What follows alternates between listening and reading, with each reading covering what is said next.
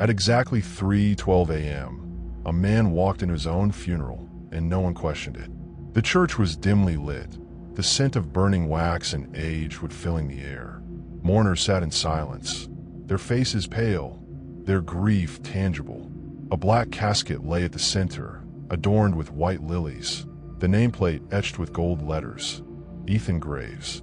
He had died 3 days ago in a tragic accident, or so they thought. A cold draft swept through the room, making the candles flicker. The doors creaked open, and a shadow stepped inside. A figure dressed in black, head slightly bowed, moving toward the casket with measured steps. Some turned to look, but didn't react, as if their minds refused to register what they were seeing. He reached the casket, his fingers trembling as they traced the polished wood. Then, with a deep breath, he spoke in a voice that sent chills down every spine. "I never left the apartment on Hollow Street."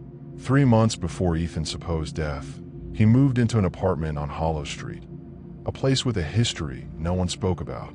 The previous tenant had vanished without a trace. The one before that jumped from the balcony.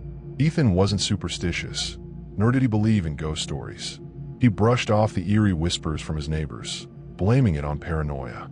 But the first night, something happened that he couldn't ignore. It was 2:46 a.m. when his phone buzzed. A message from an unknown number. "Don't look under the bed." His heart pounded. A sick joke, he told himself. Ignoring the message, he turned over and tried to sleep. But then, creak, a sound beneath him. Slow, deliberate shifting. The kind of sound that came when something or someone moved in a confined space. He froze, his breath caught in his throat. His fingers reached for his phone, the screen casting an eerie glow. He hesitated, but then he looked. The space beneath the bed was empty. Relief washed over him, but as he turned to put his phone down, he saw it. A reflection in the mirror. A figure crouched under his bed, its hollow eyes staring right at him. The notes that kept appearing. Ethan never slept in that room again.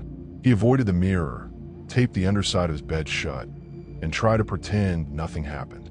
But then, the notes started appearing. At first, they were small, scribbled on torn paper. "It sees you. Don't turn around. You let it in." He locked his doors, triple-checked his windows. But every morning, a new note would be there, always in the same handwriting. The worst part, he recognized it. It was his own. The final video call. 2 nights before his death, Ethan called his best friend, Alex. The call was frantic, the camera shaking as he whispered, "I'm not alone. It's mimicking me."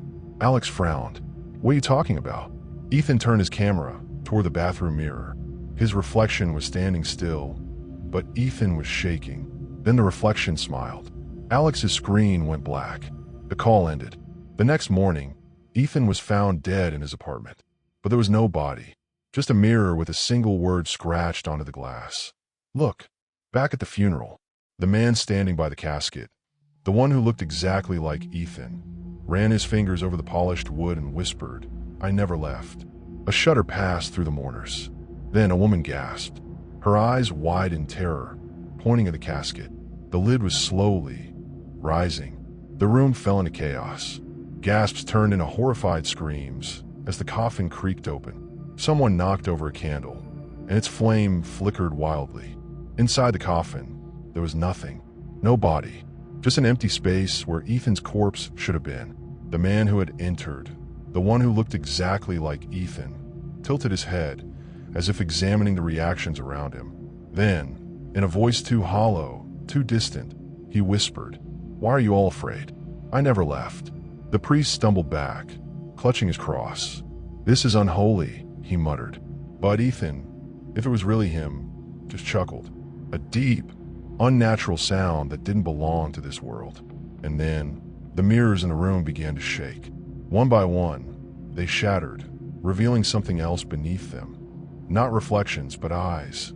Watching, unblinking. The truth behind Hollow Street.